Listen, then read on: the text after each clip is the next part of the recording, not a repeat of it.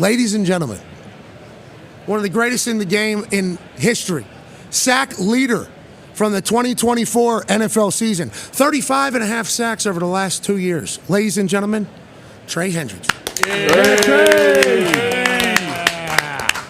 Oh, what? What's up, man? So fit. Yeah, can't stand up. He looks like a teenager, bro. He looks like a teenager. Yeah, I like these little Nike slip-ons. Nice. I want those Nike slip-ons. He's got tape on his fingers still. You probably just he broke his finger, Ty. I had to check him. Yeah, I had to Start on Packer fan. Check him. Don't hurt your hand. Teddy Karras is over to the right. Oh, Doug Goat. Yeah. Doug Goat. Hey, baby, Teddy, good to see you, dude. Oh, yeah, good to Ted. see you, Teddy. Great to see you, Pat. Got a hat for you. You know I do. Okay. I can't wait to hear what Trey has to say can I here get this it? morning. You got it. Oh, yeah. Okay. Trey, obviously teammate there, Teddy Karras. What an absolute legend. Do you know that in his sophomore year of high school, he drank a gallon of milk every day because he was trying to gain weight? I've heard the stories. I heard the vomiting stories, too. Yeah. He said he got sick and it made him feel terrible, but it didn't work. But he just committed to it because he wanted to be an NFL guy, family and NFL guy. Let's talk about you. Trey, incredible. Hey, getting to the passer, buddy. Yeah. Hell yeah. Appreciate it. And I mentioned it there. You're from Florida. You play in the cold. In Cincinnati is where I think you've kind of done your hello world, I'm a role player. How has Cincinnati been? Being in a cold-ass city during football season, how has that been? And what are your thoughts on the Cincinnati Bengals 2024 season? That was. Well, first off, I love Cincinnati. I mean, it's a home to me. My son was born there. Tremendous opportunity to play football at a high level. 2024 season, I think playoffs was the goal. Sitting out last 2 years was kind of tough. But end of the day, I think we did great, to rally around the guys we had and playing for a cause. Yeah, it was a weird year. We were just talking to Fred Warner. Weird year for the Niners. Felt like a weird year for you guys because so many people were playing great, including you. So many people were playing great, but for one reason or another, it wasn't working out. When you look back on the year, and you guys went on that late run, obviously, when you look back on it, always had faith, going to make the playoffs, always had faith, we're going to be in this thing in the end, thought you had it on this team? Yeah, I think, when you have a guy like Joe Burrow spinning it at a high level, Jamar Chase, T. Higgins catching the ball, Chase Brown running it, great O-line too, you have that offense set.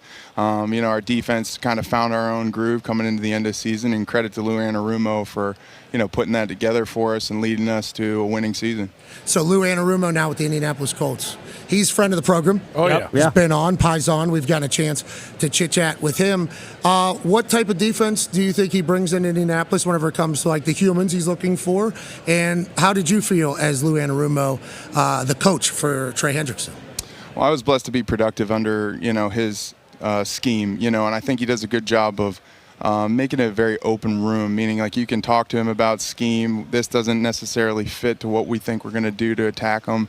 Very organic. And, he's a leader of elite men. You got guys at 4-8 to kind of rally behind a cause and, continue to win football games. And, I love him. He's a great friend to me. He was a mentor to me as well with the kind of some of the struggles that happen as you become a successful player, through that, he's been a tremendous mentor, and I wish him nothing but the best. What do you mean about the struggles that come? First of all, I love hearing that about the new Indianapolis Colts defense coordinator. Shout out to Lou Anarumo. Yeah, shout out. But whenever you say the struggles, whenever it comes to becoming great, what do you mean by that? It was one of those things that there were some question marks when I signed in Cincinnati originally, and he's always been there and supporting me in every direction that I had to go. And as I continued to grow as a player, to stay humble and to be productive under his defense was special. Did he say you should put gloves on? He mentioned it a couple times. He saw me getting a little bloodied up, and he's like, "You probably should throw gloves on," but I'm too far gone. Okay, so what is it? You like to feel it? It's an old style mentality. I think tape does the job.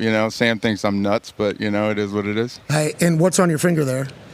So this is one of those boutonniere fingers. You got to keep it straight. Actually, this is Sam's his brace. He designed it. Obviously, it's mine, but this was his baby on paper. So it works like a dream, so it's healing great. Okay, so your fingers are going to be nasty when you're done. Hopefully not. They're doing well so far. Yeah. But Yeah, he does have straight fingers. What happened to yours? Yeah, what happened to you? He's got strike shed. I wore gloves. That was my problem. Oh, you think the gloves? I think that's the problem. Yeah, no, I wasn't tough enough. So what is it? You put gloves on and you say, yeah. I cannot imagine playing Back without in, gloves. I couldn't in mean New either. Orleans, I wore it was, one. It was definitely one of those things that I slipped off Tyrod Taylor a couple times in preseason, sweaty gloves, and it's just like I've had enough of these. So, yeah. Okay. And then since then, it was just kind of like a mentality, and from there we just. How are the ran with it. hands? How are the hands?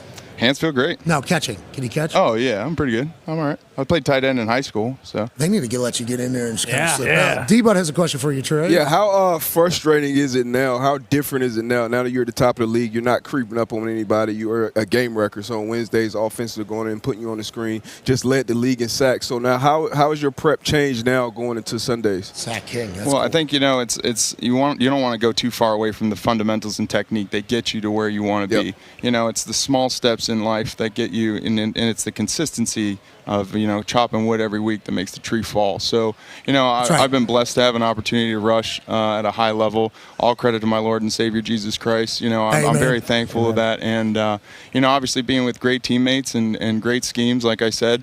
Wish nothing but the best to Lou and all the teammates I played with. So when Jesus Christ blessed you with life, Yeah. okay, he said this guy's going to have a high motor, good get-off, explosion. What do you think you work on most? And what do you think is the thing that, you do well? What do you know is, the thing that you're great at? Oh, well, I've been explosive. That's a good way of putting it. I think, you can kind of see at a young age that you can do those things and play football that way. But, I've been blessed to have a lot of great coaches in my life. Ryan Nielsen when I was first drafted. Charlie Partridge, who's with the Colts as well, was my head coach at FAU. Fantastic coach. Yeah, great to have you at Indy, bro. Partridge. Yeah, he's a good dude. So, it's not just me. It's the people I've met along the way that have molded me and shaped me into who I am today. Yeah, you've done the work, though. Yeah, it's fun to put in work. So you're from Popka? Orlando, Florida, north of Popka. And then you were down here in, obviously, Louisiana. Yep, 4 years. And you have Hello World Party in Cincinnati. Yeah. And now the big question is, and I don't like to do this, but we got to. I want to let you know we asked Fred Warner some tough questions. Yeah, good dude. very tough ones, like the Mormon one. He sat in the pocket. That's a tough question. He certainly did. It was for sure. Yeah, but he got it right. I think. We'll see. I'm gonna act like it. I'm gonna act never like know. it was right. Yeah. Hashtag journalism. So when we're chatting about the Bengals, everybody needs paid. Yep. Everybody needs paid. Everybody. The same thing with the Niners. Every single year, the Niners deal with a similar situation. When you have a lot of great players, especially if you draft them, so they're coming up on their first big paydays, you kind of make them, and it kind of happens there. You got massive paydays around the corner, especially with where the NFL salaries are going. $275 million projected cap next year, but that could even go even more through the roof. You are at a position that is always going to be very, very important. Whenever all this shit is happening around you on your team, I don't think we've ever heard you talk about it at all. What is your mentality? Do you say, the business will take care of itself? I got to focus. How do you handle it all? And do you guys know the situation that is happening around you business-wise? Well, credit to my wife. She has to listen to me when I go home. So, she's been such a blessing to kind of bounce ideas off of. But I think there's a time and a place. I think the offseason is a good spot to kind of address these kind of issues that do come up. And during the season, when you're talking about OTAs or camp, you don't want to become a distraction for the team, because inevitably the goal is to win a Super Bowl for Cincinnati. What that looks like this season, if it's something that we can agree on in terms, that would be great. Ideally, my wife and I would love to stay in Cincinnati. If it's something that helps the Bengals win a Super Bowl, if they get picks or anything like that, I want to help win a Super Bowl for Cincinnati if I'm there or not. Okay, interesting, because Duke is speaking about it now. Duke Tobin, general manager for the Cincinnati Bengals. He was out at the Senior Bowl and he chit-chatted about it. And I don't even think we really were like, oh, Trey, there is a situation, because everything's on the offensive side. So going forward, this is something you have to experience and live life with right now. This is a part of your life right now, having to deal with what the future looks like. Yeah, I would have preferred to kind of heard it differently than my dad texting me a tweet. That would have been great to kind of figure it out that way. But, obviously the the tables being set in that way. But I love to play football. I love for my play to do the talking. And at the end of the day, I think the chips will fall where they're going to be. And like I said, whatever happens, I want to win a Super Bowl for Cincinnati. Good time to be a sack king. Pay the man. Yeah. Very good time. I mean, what are we talking about? Good time to be a sack king. Yeah, good for you, Trey. No gloves. Don't want to talk about it. I don't want to be a distraction. Everybody else is pissed about their money. Yeah. Me too. I mean, there's stuff. I'm not pissed, but I'm wondering. I think you're doing all right. Wondering. I think you're doing all right. Yeah, I think you're wondering. No, you. I'm talking about you. No, you're doing all right. Yeah, well, thank you. We are doing good. The crew is doing good. But I could see how you were wondering about, like, well, when am I allowed to, is there even I don't know how this, I don't want to distract anything from anybody. And you talked about winning a Super Bowl. It's hard to win a Super Bowl, dude. Well, look, there's a couple things that you want to, like, you have to separate the business and the personal, like with my wife and my family, we're looking for like long-term security, guarantees. Those kind of things matter when you're playing a violent sport. And when you take the risk, we talked about it last year with the front office and things like that. And I have nothing but respect for them. They've taken care of my family beyond my wildest dreams. I was running down on special teams at like L3 in 2019. So to come this way and to be rewarded for the way I played in New Orleans, I'm very humbled and appreciative of the opportunity they gave me. I continue to chop wood, like I said, continue the hard work that the Lord has put on my heart, and, let the chips fall where they will. The Lord dropping you at L3 is a wild place. You're way too big to be an L3. You are way too big to be an L3. I appreciate you saying that. AJ has a question for you. Yeah, we know you've had success playing against this Chiefs team, like especially individually. Like we know you can rush the passer. What does this Chiefs offense do that makes it so tough to beat them?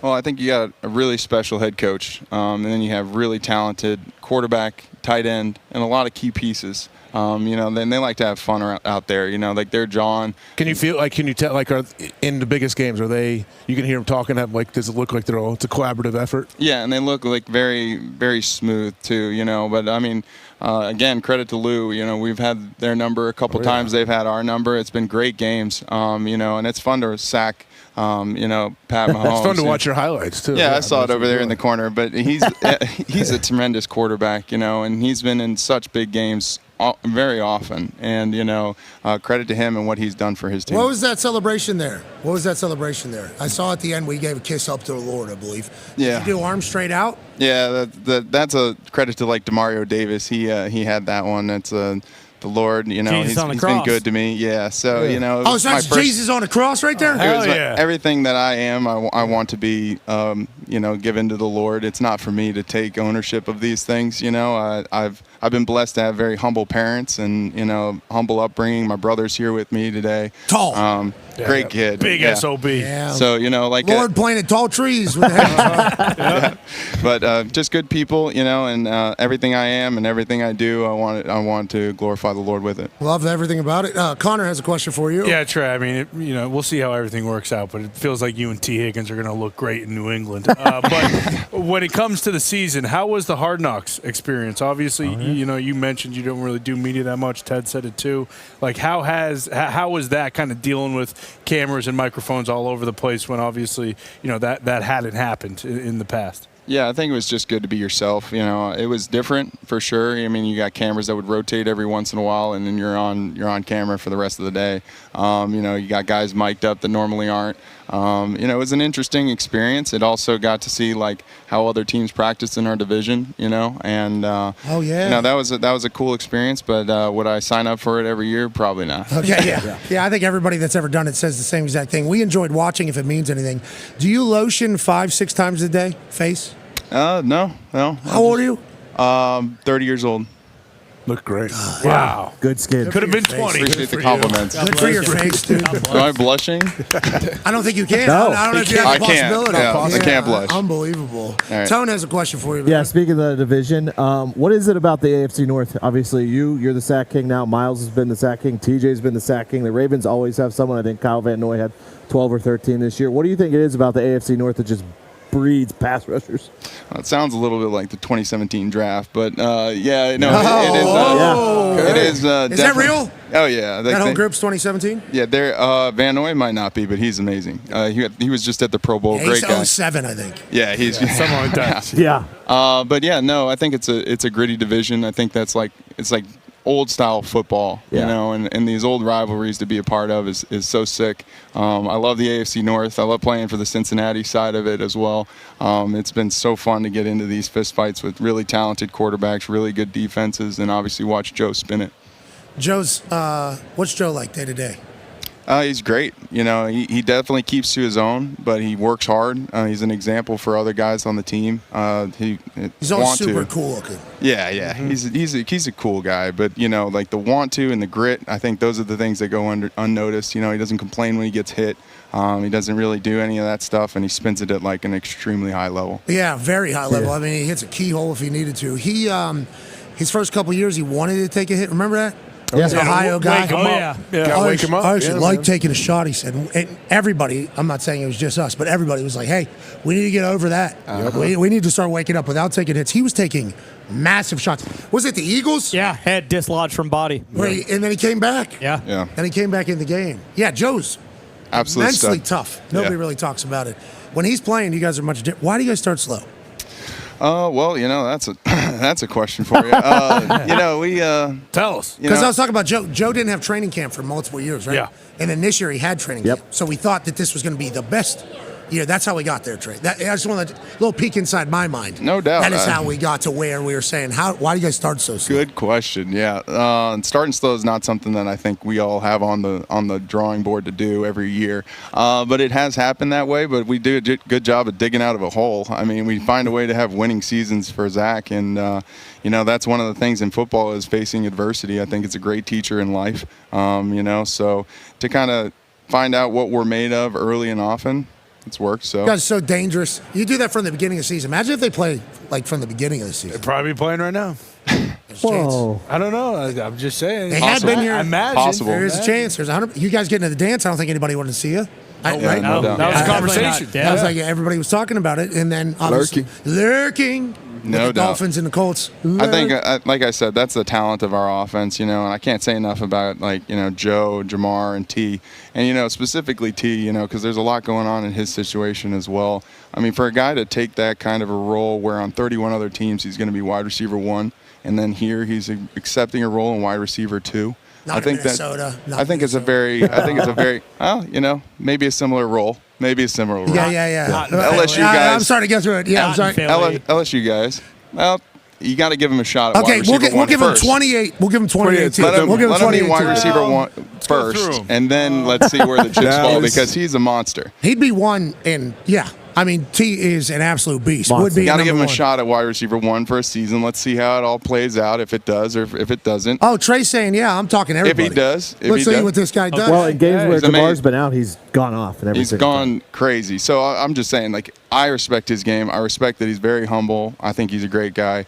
Same thing with Jamar, you know, for how he handled adversity as well. Tremendous Yeah, it respect is for him. an interesting perspective that we haven't talked about yet. If T is just cool with being the number 2 guy, just goes about his business, signs franchise tag, all right, I'll do it. Let's go. Whenever at the wide receiver position. It's pretty rare. Yeah, if it ever happens. Very you know, rare. If Very, it doesn't very rare. happen and we're all there, that's the ideal. I mean, I love being his teammate. I mean, he's a fantastic guy and works hard. You know, I got that jersey for my for the room at the end of the career. So Oh, yeah? yeah, he's a special talent. Where end of career you'll be back in Florida? How's the fishing? You fish, you golf, what Florida shit do you do? I'm working on all those things. You know, those are things that we definitely did growing up, but I don't think I'm at any level to be like an expert fisherman or an expert golfer. Any but, hobbies? both of those are pretty great. Bowling's fun too. Oh, hell Bowling. Yeah. Oh, hell Bowling's pretty yeah. good. Love You bowling. got your own ball? I'm telling, yeah, I got. Oh, so you have, like, a roller That's the bag and only everything? way. If somebody says Own they love shoes? bowling and they don't have their own ball, just walk away. So what's they're your my- average then? Do you have like an average what you shoot? You know, that's something that we were kind of working on for a groove there. My dad was over 200 a lot. I was right in the guys- 175s. Okay, you guys are real You bowlers. grew up We're in trying. an alley? We were in and out of them. You know, it was something that my brother and my dad started to pick up towards an off season here and there. How's the billiards? Not as good as I should be. You You smoke know? cigs in there when you're bowling? You Don't should. lie. No, Don't no, lie. no, Maybe no someday. cigarettes. Can thank you read the oil patterns? Say what? Can you read the oil patterns on the lanes or no? What do? You check the watch? You definitely see if it's slick or not real quick, because if your ball's not spinning, it's a bad lane. Which one are we sitting on? Are we going the 2 triangles? About 3 over. You're 3 triangles. Yep, and give it a good Who's the GOAT? once over. Who's that guy that has that? Norm? Yeah. 2-handed. We know who we're talking about. Yeah. Pete Weber? Pete Weber. Yeah, Pete? I think so. Yeah, Pete Weber. What about the 2-handed The wonder goat. from Down Under? Rick Kedmore. Yeah, it really changed the game. Now, you guys are watching bowling. This is a Oh, yeah. completely Yeah. different discussion. Yeah, you walked into this. You're the one that Absolutely. said it, not us. We don't get to I'm talk a- about bowling much That's Yeah, more. what's look, on let's go back to Sundays. fishing. I'm reeling this one in. Okay, Kevin Like, Van Dam. Van You're talking about Dam. Kevin You Van guys are all over Dam. it. You're talking about Kevin Van Dam. Sports show. KVD. Oi! Oi! Oi! Yeah, he's pulling fish out of any water, brother. This is tremendous. Thank you. It's a show. Ty has a question for you. Going back to the slow starts, and you mentioned Zach. Yes. I feel like in this Super Bowl, a lot of people all season were talking about Nick Sirianni and saying, hey, this guy's a big dumb dipshit. Okay, he's kind of just lucky that he's the coach of the Eagles.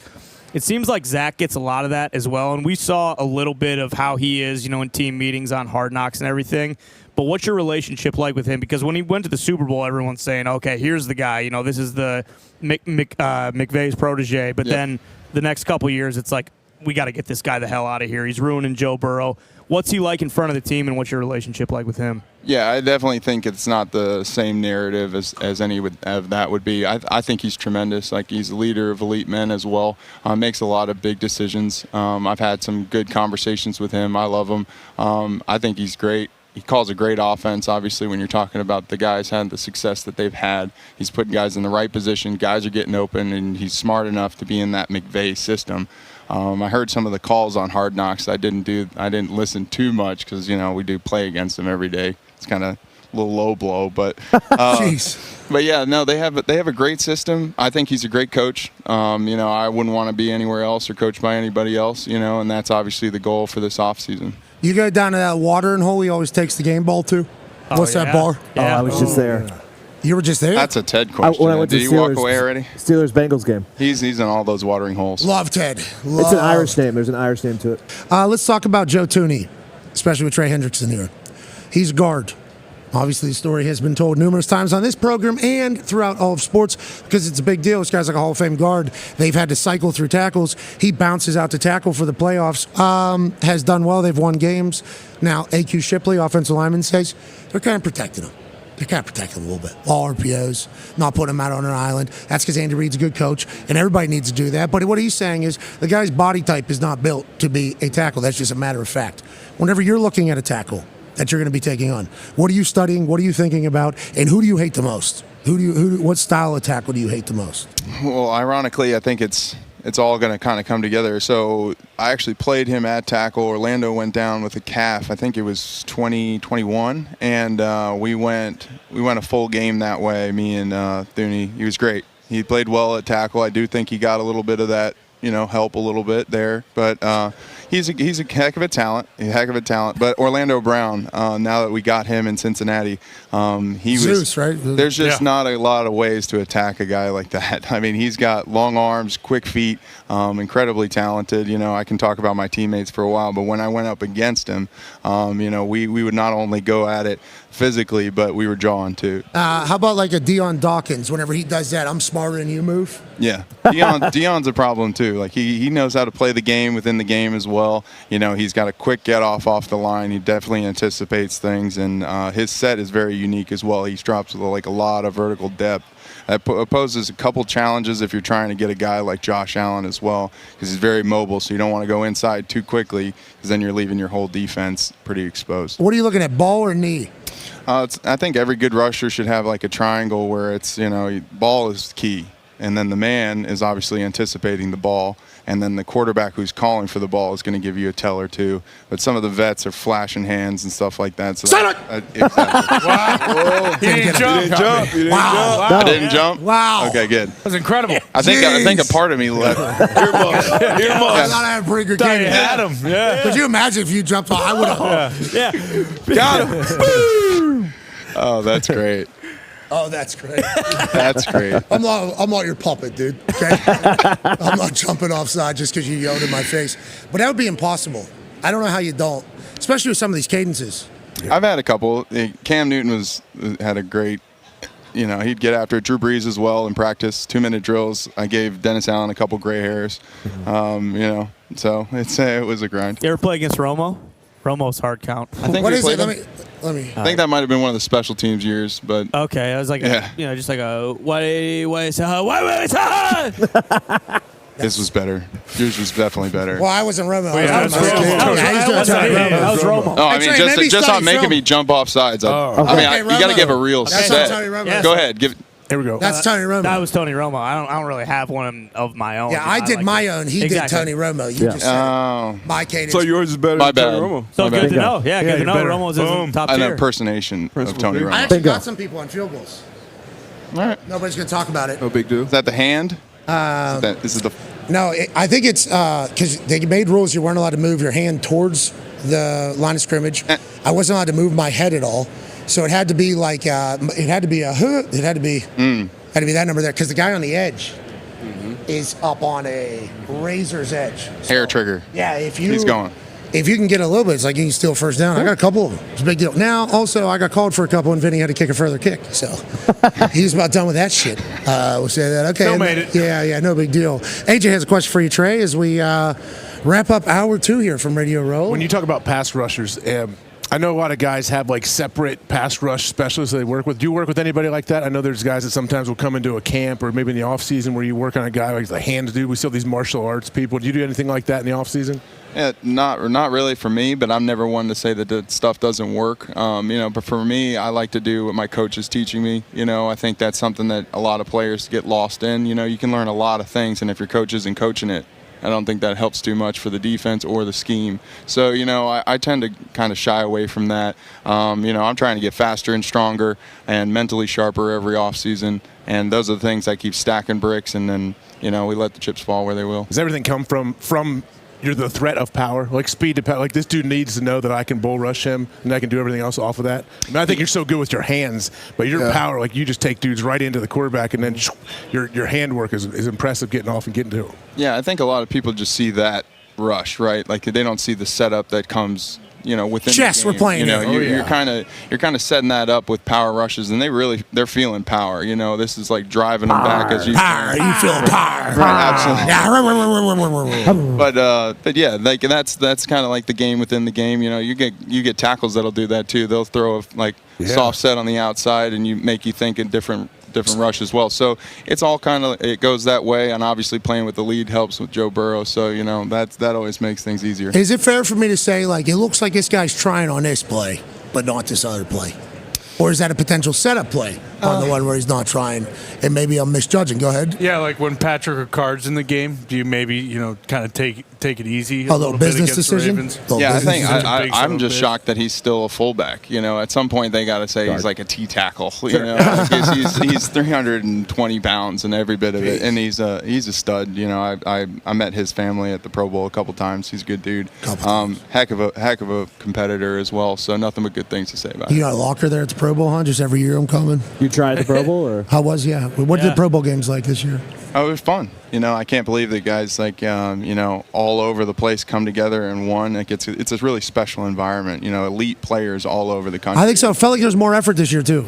Oh, yeah. Felt like there was a little more Close effort. to home. And they make it so fun, too. The Pro Bowl games, they're interacting. It's all for the kids as Spike well. meter. It's like it's inspiring Spike kids to do flag football and stuff like that. And, taking miles off the car before it starts. So To D-Butch's point, you're a Florida boy, right? yeah.